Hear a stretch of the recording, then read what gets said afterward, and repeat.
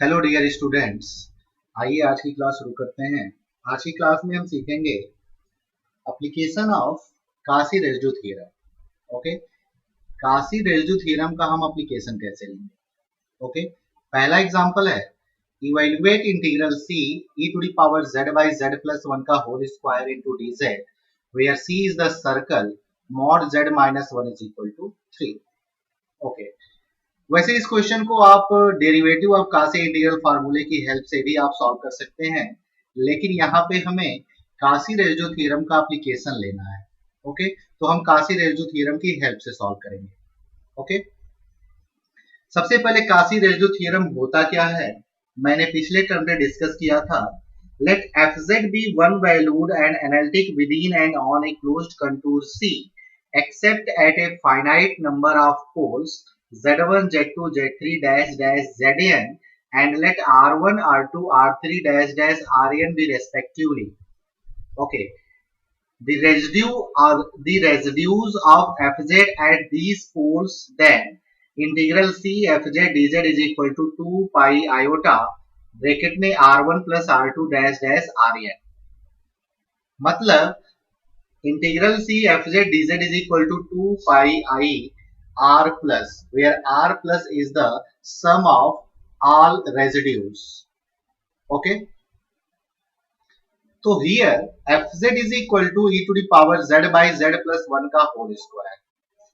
Okay, अगर मैं यहाँ पे डिनोमिनेटर को जीरो करता हूं तो z इज इक्वल टू -1 जो होगा ये हमारा सिंगुलर पॉइंट होगा, और ये किस टाइप का सिंगुलर पॉइंट होगा, ये हमारा पोल मिलेगा।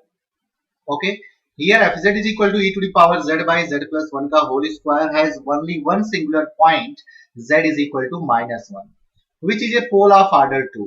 इजीली आप इसे कैलकुलेट कर सकते हैं, ये मैं पिछले टर्म पे डिस्कस किया था कि आप ऑर्डर कैसे डिसाइड करेंगे कि पोल कितने ऑर्डर का है।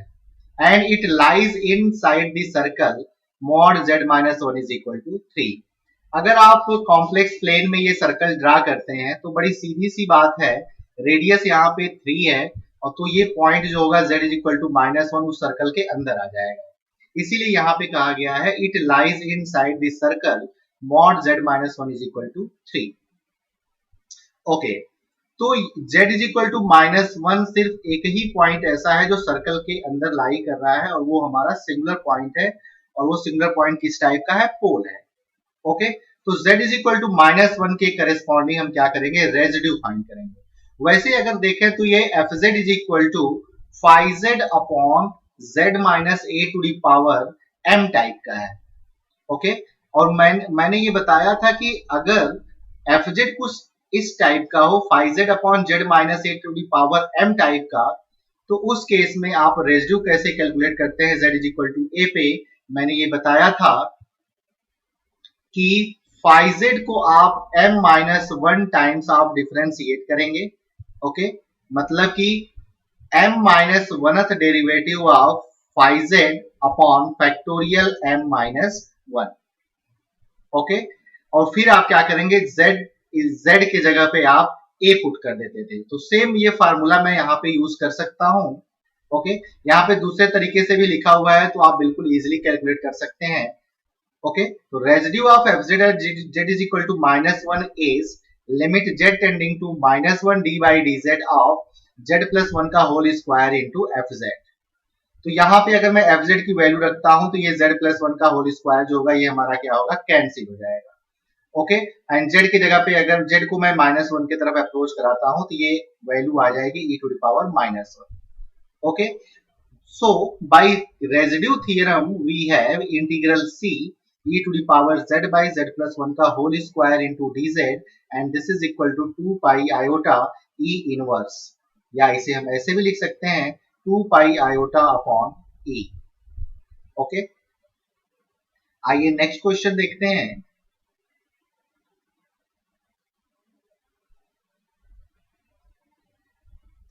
नेक्स्ट क्वेश्चन ये कह रहा है determine the poles of the function fz is equal to z square upon z minus 1 का whole square into z plus 2 and the residue at each pole। okay, and hence evaluate integral c z square upon z minus 1 का whole square into z plus 2 into dz where c is mod z is equal to 3। तो यहाँ पे जो circle दिया हुआ है इसकी radius कितनी है 3 और सेंटर क्या है हमारा 0 0।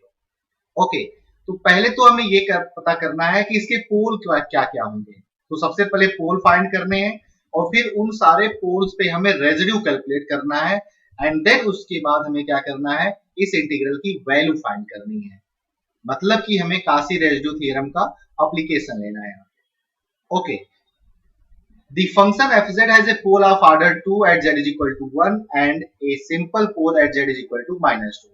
ये fz जो दिया हुआ है यहाँ से आप इजिली देख के बता सकते हैं कि z is equal to 1 जो होगा ये 2 ऑर्डर का पोल होगा और z is equal to -2 जो होगा ये हमारा 1 ऑर्डर का पोल होगा, मतलब कि सिंपल पोल होगा। ओके, तो हमें तो ये पता चल गया कि z is equal to 1 और z is equal to -2 जो है ये हमारा क्या है पोल है। ओके, अब इन दोनों पोल पे हमें क्या करना है रेजिड्यू कैलकुलेट करना है। ओके, तो residue of fz at z is equal to 1 is, इसको मैं डिनोट करता हूं r1 and this is equal to, यहाँ पे भी हम वही फार्मूला अप्लाई करेंगे क्योंकि ये फंक्शन जो है ये हमारा, अगर मैं phi z upon z minus 1 का होल स्क्वायर टाइप में लिखना चाहूं तो उस केस में phi z क्या बनेगा z square upon z plus 2। Okay, so r1 is equal to limit z tending to 1 d by dz of z minus 1 का whole square into fz। Okay, यहाँ पे आप fz की वैल्यू पुट कर दीजिए। जब आप fz की वैल्यू पुट करोगे तो z माइनस 1 का होल स्क्वायर से ये हमारा कैंसिल हो जाएगा, तो सिर्फ बचेगा क्या limit z tending to 1 d by dz of z square upon z plus 2।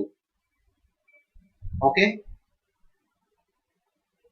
अब यहाँ पे आप इसे सॉल्व कर लो, z को 1 की तरफ अप्रोच करा दो तो ये हो जाएगा 1 अपॉन, सॉरी, z को 1 की तरफ अप्रोच कराओ और इसे डिफरेंशिएट कर लो।